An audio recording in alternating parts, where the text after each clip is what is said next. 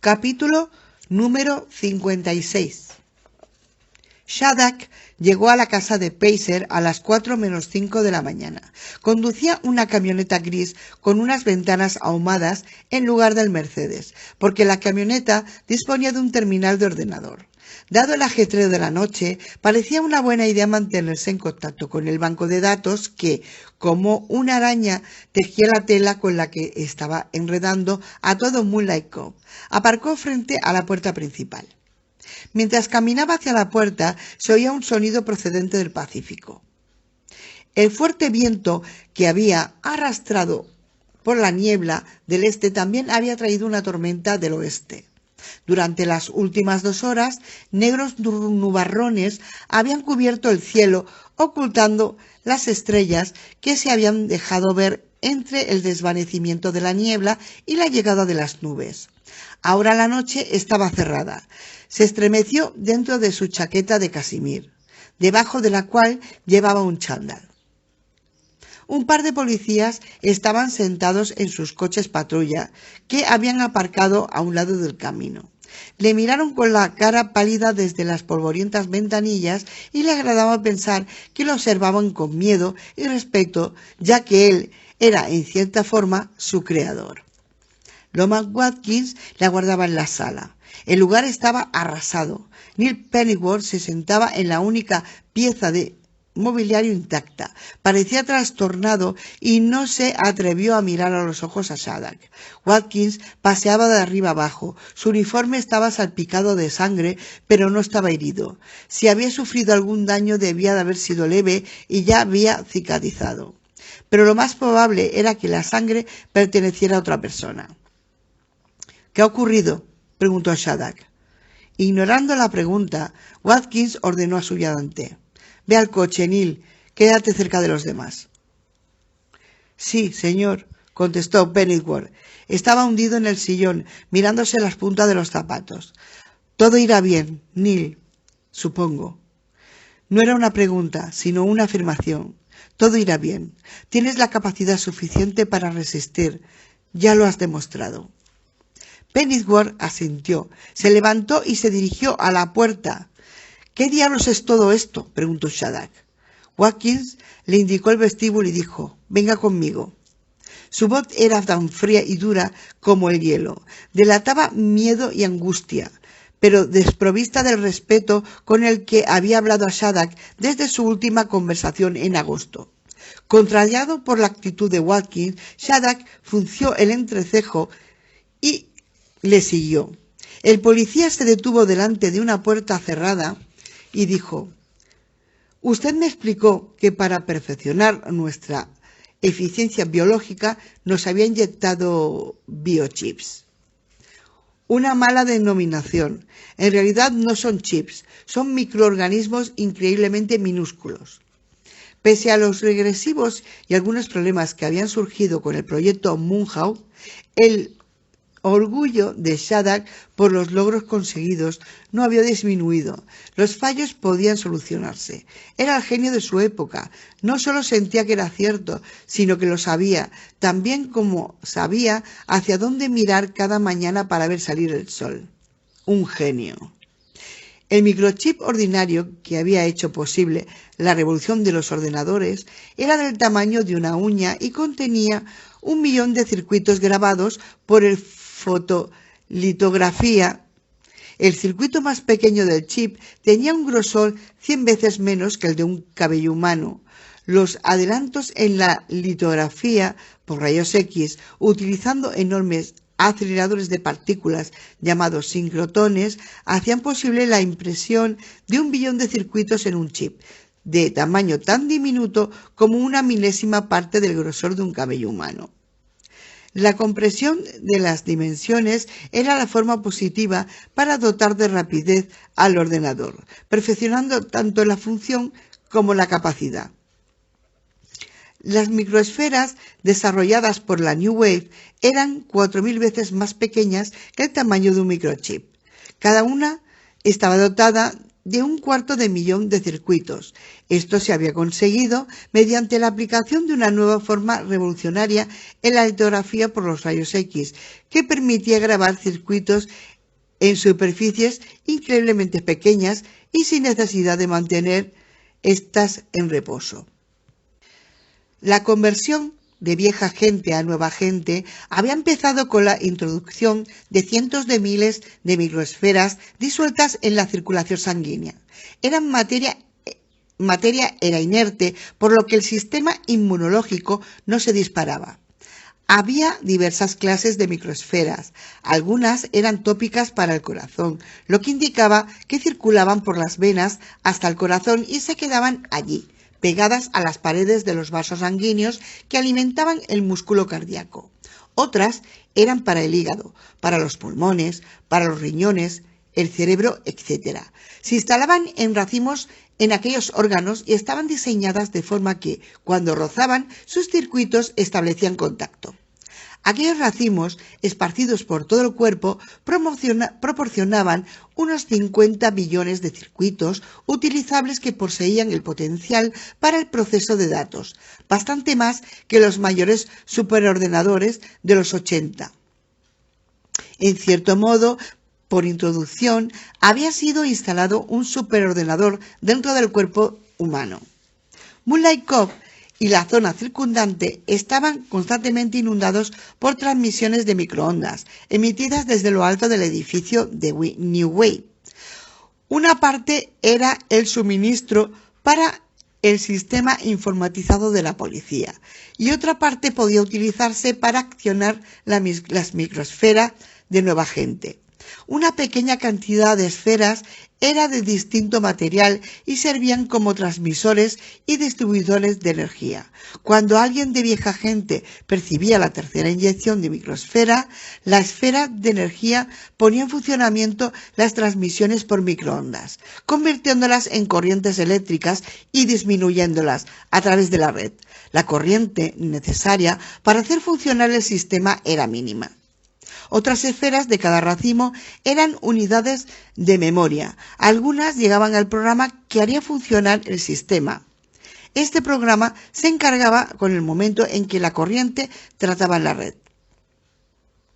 Shadak dijo a Watkins: hace mucho tiempo que llegué a la conclusión de que el problema básico con el animal humano es su naturaleza demasiado emocional. Os he liberado de esa carga. Ahora sois tanto mental como físicamente más sanos. ¿Cómo? Sé muy poco acerca de la manera en que se efectúa el cambio. Eres un organismo cibernético, es decir, en parte hombre y en parte máquina, pero no necesitas entenderlo, Loman. Utilizas un teléfono, pero no tienes idea de cómo instalar una línea telefónica. No sabes cómo funciona un ordenador y sin embargo puedes operar con ellos y tampoco necesitas saber cómo funciona el ordenador que llevas dentro para poder utilizarlo. ¿Lo utilizo yo o me utiliza él? Él no te utiliza, por supuesto. Por supuesto. Shadak se preguntó qué habría ocurrido aquella noche para haber inquietado a Watkins de aquella forma. Sentía curiosidad por ver lo que había en el dormitorio, pero era consciente de que Watkins estaba en un estado de excitación peligroso y era necesario perder el tiempo que hiciera falta para calmarlo. Loman, el racimo de microesferas que llevas dentro no constituye una mente. El sistema no es una realidad, una inteligencia, sino tu siervo. Te libera de emociones tóxicas.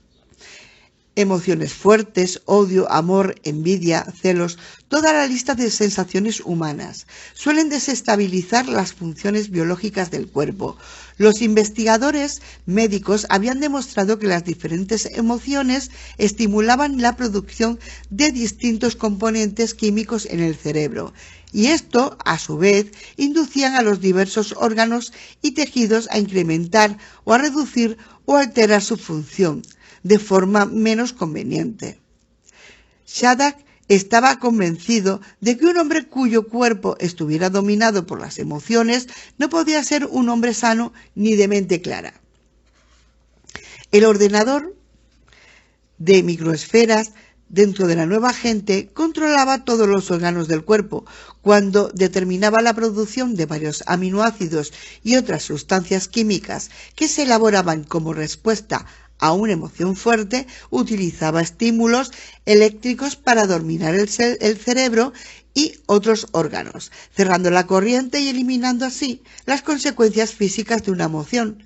Al mismo tiempo, el ordenador de microesferas estimulaba la copiosa producción de otros componentes destinados a reprimir dichas emociones y operaba no solo sobre la causa, sino sobre los efectos. Te he liberado de todas las emociones, excepto del miedo, prosiguió Shadak, ya que este es necesario para la autoconservación. Ahora que la química de tu cuerpo ya no se deja llevar por los arrebatos, piensas con mayor sensatez. Por lo que he podido averiguar, no me he convertido en un sabio. Bueno, quizá no notes una mayor ayuda mental, pero la notarás. ¿Cuándo? Cuando tu cuerpo quede limpio de los residuos de toda vida de polución emocional. Entre tanto, tu ordenador interior, indicó el pecho de Watkins, está también programada para utilizar estímulos eléctricos que induzcan al cuerpo a crear nuevos componentes de aminoácidos que, a su vez, mantengan los vasos sanguíneos limpios y libres de plaquetas y coágulos. Mantén las células cancerígenas en el momento en que aparezcan y actúen por partida doble en otras tareas. Ello te mantendrá más saludable que cualquier hombre normal y alargará de forma espectacular su promedio de vida. Shadak ya esperaba que el proceso de cicatrización fuera más acelerado en la nueva agente, pero le había acostumbrado la casi milagrosa velocidad con que se cerraban sus heridas. Todavía no comprendía cómo se podía formar tejido con tal rapidez y su trabajo actual en el proyecto Moonhawk era descubrir la explicación de dicho efecto.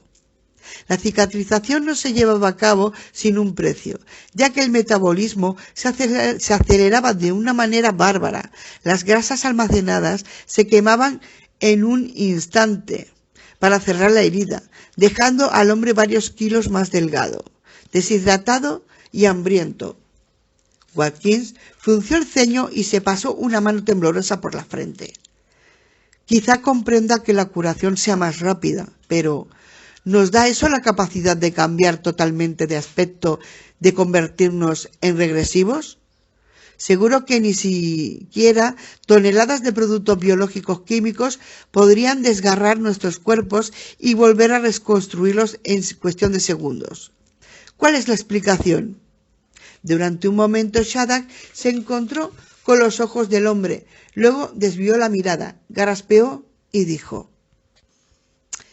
Oye, puedo explicártelo más tarde. Ahora quiero ver a Pacer. Confío en que hayas podido dominarle sin causarle grandes daños. Cuando Shadak se acercó a la puerta para abrirla, Watkins le sujetó por la muñeca. Shadak se quedó estupefacto. No le permitía que nadie le tocara. Quítame las manos de encima. ¿Cómo puede transformarse un cuerpo? Te he dicho que luego te lo explicaré. Ahora. La resolución de Watkins era clara. Ahora. Tengo tanto miedo que no puedo pensar. No puedo funcionar con este nivel de terror, Shadak. Míreme. Estoy temblando. Me siento a punto de estallar. Usted no sabe lo que ha sucedido aquí esta noche. O no estaría tan tranquilo. Tengo que saberlo. ¿Cómo es posible que un hombre cambie de forma? Shadak contestó dubitativo. Estoy trabajando en eso. Watkins le soltó la muñeca y preguntó atónito: ¿Quiere usted decir que no lo sabe? Es un efecto inesperado. Estoy empezando a comprenderlo, pero todavía me queda mucho por hacer. No era cierto que comprendiera nada. Para empezar, primero tenía que descubrir a qué se debía la capacidad de cicatrización de la nueva agente, que sin duda era un aspecto del mismo proceso que le permitía una metamorfosis a formas infrahumanas. ¿Nos sometió a esto sin saber lo que ocurriría con nosotros? Sabía que era beneficioso, un gran adelanto, contestó Shadrach, impaciente. Ningún científico puede predecir todos los efectos secundarios. Tiene que actuar con la confianza de que los efectos secundarios no excedan a los beneficios. Pues resulta que exceden a los beneficios, replicó Watkins, tan cercano a la ira como un nuevo hombre podía llegar. ¿Cómo has sido capaz de hacernos esto? Por vuestro propio bien. Watkins le miró y abrió la puerta. Eche un vistazo. Shadrach entró a la habitación donde la alfombra y algunas paredes rezumaban sangre. Hizo una mueca al percibir el olor. Por lo general los olores biológicos le repelían, quizá porque era un recuerdo de que los seres humanos eran mucho menos eficientes y limpios que las máquinas. Después de observar el primer cadáver, que estaba boca abajo al lado de la puerta, vio al fondo otro. ¿Dos regresivos y los has matado a ambos? ¿Dos posibilidades de estudiar la psicología de esos degenerados y los has echado por la borda? Watkins no se achicó por la crítica. Se trataba de un asunto de vida o muerte. No se podía solucionar de otra forma. Parecía furioso hasta un punto incomprensible en alguien de nueva gente, aunque tal vez la emoción que sustentaba aquel comportamiento glacial no fuera tanto ira como miedo. El miedo era aceptable. Pacer se había convertido en un regresivo cuando llegamos, prosiguió Watkins. Registramos la casa y nos enfrentamos a él en la habitación. Mientras Watkins le daba todo tipo de detalles, Shadrach sintió pánico, pero no lo demostró, ni siquiera quiso admitirlo. Cuando habló dejó que solo la rabia se le reflejara en su voz. ¿Me estás diciendo que tus hombres, Skolnick y Pennyworth, son regresivos? ¿Que incluso tú lo eres? Skolnick lo era. Pennyworth no, todavía no, ya que resistió la tentación, igual que yo. Watkins le miraba cara a cara, cosa que contrariaba a Shadrach. Lo que estoy diciendo es lo mismo que le he comentado otras palabras hace unas horas. Todos nosotros, pobres diablos, somos regresivos en potencia. No es una enfermedad extraña dentro de la nueva gente. La padecemos todos. Usted no ha creado hombres nuevos y mejores como la manipulación genética de Hitler no creó una raza superior. Usted no es Dios, es el doctor Moreau. No te atrevas a hablarme de esa forma, contestó Shadrach, mientras se preguntaba quién sería el tal Moreau. El nombre no le era desconocido, pero no conseguía situarle. Cuando te dirijas a mí, recuerda quién soy. Watkins bajó el tono de voz, quizás al darse cuenta de que Shadrach podía eliminar a la nueva gente con tanta facilidad como apagar una vela. No obstante, siguió hablando con energía y poco respeto. Todavía no ha contestado a la peor novedad. ¿De qué se trata? No me ha escuchado. Le he dicho que Pacer estaba atrapado. No fue capaz de recuperar la forma humana. Dudo mucho que quedara atrapado en estado alterado. La nueva gente tiene completo control sobre su cuerpo. Más control del que había previsto. Si no ha podido recuperar la forma humana, ha debido de ser a causa de un bloqueo mental. En realidad, no quería regresar. Durante un instante Watkins lo miró, luego negó con la cabeza. Usted no puede ser tan duro de mollera. ¿No ve que es lo mismo? Da igual si algo de su red de microesferas se ha estropeado o si era solo algo psicológico. De una manera u otra, ha bloqueado, atrapado, encerrado en esa forma degenerada. No me hables así, repitió Shadrach, como si la repetición de una orden funcionara igual que el adiestramiento de un perro. A pesar de la superioridad física y la potencial para la superioridad mental de la nueva gente, seguían siendo personas y por lo tanto mucho menos eficaces que las máquinas. Con un ordenador solo hasta poder programar una orden una vez. La máquina la memorizaba y siempre la realizaba igual. Shadrach se preguntó si algún día podría perfeccionar la nueva gente hasta el punto en que fueran generaciones las generaciones funcionaran con la misma sumisión y fiabilidad que un PC medio de la IBM.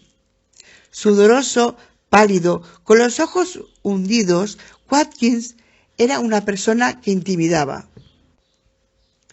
Cuando el policía avanzó 2 pasos para reducir el espacio entre ellos, Shattuck se acobardó y hubiera querido apartarse, pero se detuvo firme y continuó mirando a Watkins de forma desafiante, igual que hubiera hecho con un pastor alemán que lo hubiera acorralado.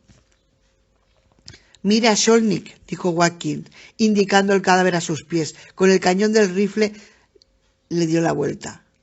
Incluso acribillado a balazos y lleno de sangre, el cambio de Skolnick era evidente. Quizá los ojos abiertos fueran lo más perturbador, amarillentos con el iris negro y alargado como el de los reptiles. Fuera, los truenos rugían en la noche. Watkins dijo: «Según me ha explicado, a esos degenerados le faltó la voluntad de volver al estado normal». «Exacto». Ha dicho que toda la historia de la evolución humana se lleva en los genes, que todavía nos quedan vestigios de lo que fueron las especies y que los regresivos despertaron el material genético y retrocedieron a algún punto de la escala. ¿A dónde quieres llegar? Esa explicación me pareció algo absurda cuando atrapamos a Combs en el teatro y lo observé con atención. Parecía más un simio que un hombre, algo intermedio. No tiene nada de absurda, es bastante lógica. Pues mire a Skolnick. Cuando le he disparado, se había transformado en alguna condenada criatura, en parte de hombre, en parte diablos no sé qué, en parte lagarto o no sé qué de serpiente. No irá a decirme que hemos evolucionado a partir de reptiles, que llevamos genes de lagartos de hace 10 millones de años. Shattuck se metió las manos en los bolsillos para evitar que pudieran delatar su inquietud con un gesto de nerviosismo o temblor. La vida primitiva en la tierra nació en el mar. Después algo se arrastró sobre la tierra, un pez con patas rudimentarias, y el pez evolucionó a los primeros reptiles. Siguiendo la cadena aparecieron los mamíferos, y si no llegamos partículas de material genético de esos reptiles, y yo creo que sí, como mínimo guardamos memoria racial en nuestros códigos de alguna forma que no comprendemos. ¿Me está tomando el pelo, Shattuck? Y tú me estás irritando. Me importa un pimiento. Venga, acérquese a Paiser. Era amigo suyo desde hace años, ¿verdad? Mire lo que era cuando ha muerto. Paiser estaba tendido de espaldas, desnudo con la pierna derecha estirada y la izquierda doblada, un brazo grande extendido y el otro sobre el pecho, que tenía un par de grandes boquetes. El cuerpo y la cara, con su hocico y dientes caninos, recordaban vagamente a Mike Paiser, aunque muy deformado y con aspecto de fenómeno de feria, escapado de una película de terror. La piel era rugosa, cubierta de vello rizado, las manos robustas y las garras afiladas. Como su claridad y su curiosidad era mayor que la repugnancia y el temor, Shattuck se arremangó el abrigo para evitar que el reborde rozara el cadáver ensangrentado y se acercó a Paiser. Watkins se agachó al otro lado. Mientras otro trueno sacudía el cielo, el hombre muerto miraba el techo de la habitación con ojos demasiado humanos para el resto de su cuerpo. ¿Va a decirme que en alguna parte de la cadena descendemos de perros, de lobos? Repitió Watkins. Shattuck no respondió. Watkins presionó. ¿O tal vez piensa afirmar que tenemos genes de perro o los que podemos despertar cuando queremos transformarlos? ¿Se supone que debo creer que Dios sacó una costilla de alguna primitiva perra lassie e hizo al hombre antes de sacar una costilla del hombre para crear una mujer? Llevado por la curiosidad, Shattuck tocó una de las manos de Paiser, que parecía diseñada para matar igual que la bayoneta de un soldado. Daba la impresión de carne, un poco más fría que la de un hombre vivo. Esto no tiene una explicación biológica, aseguró Watkins, mirando a Shadak con los ojos resplandecientes. Este aspecto del Homo no es nada que Pacer pudiera almacenar en sus genes. Así que, ¿cómo se produjo el cambio? Sus biochips no son los únicos que trabajan aquí. Hay algo más. Algo, Shadak asintió. Sí. Se le había ocurrido una explicación, algo bastante más extraño, pero que quizá lo entiendas. Muy bien. Pues explíqueme. Quiero entenderlo lo mejor posible, antes de que yo mismo sufra las consecuencias. Existe una teoría en que la forma es una función del consciente. ¿Cómo? Sostiene que somos los que pensamos que somos.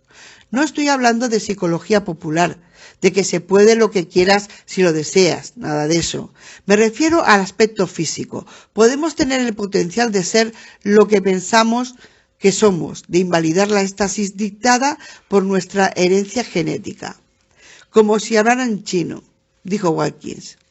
Shadak se puso de pie y volvió a esconder las manos en los bolsillos. Lo expondré de esta forma.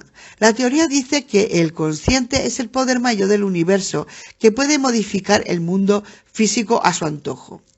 La mente sobre el objeto. Eso es. Como algunos parapsicólogos que doblan cucharillas o detienen relojes, comentó Watkins. Esas personas suelen ser farsantes. Pero es posible que ese poder esté dentro de nosotros. No sabemos cómo despertarlo porque durante millones de años hemos permitido que el mundo físico nos dominara, por costumbre, por éxtasis y por la preferencia del orden sobre el caos, quedamos a merced del cuerpo físico y del mundo físico. Pero esto es lo que ahora estamos hablando, indicó a Skolnick y a Pacer. Es bastante más complejo y emocionante que doblar una cucharilla con la mente. Pacer asintió la necesidad de retroceder por motivos que no comprendemos, quizás por la simple emoción del hecho. ¿Por la emoción? ¿Por la emoción? Watkins bajó la voz. Quedó apenas un susurro, tan lleno de miedo y angustia mental que aumentó el escalofrío de Shadak. El poder animal es emocionante. Las necesidades primarias, sientes hambre animal, lujuria animal, sed de sangre y te sientes atraído hacia esa condición porque eres tan simple, tan poderosa, natural. Es la liberación. ¿La liberación? Libre de responsabilidades, preocupaciones, presiones del mundo civilizado, de tener que pensar demasiado. El deseo de retroceder es tan poderoso porque uno siente que la vida sería mucho más fácil y excitante. Era evidente que Watkins hablaba de algo que había experimentado. Cuando uno se convierte en una fiera, la vida está hecha de sensaciones, solo dolor y placer, sin necesidad de intelectualizar nada. De todas formas, esto es una parte de la experiencia. Shadak permanecía callado, impresionante por la pasión con que Watkins, por lo general como elocuente, había descrito la necesidad de la regresión.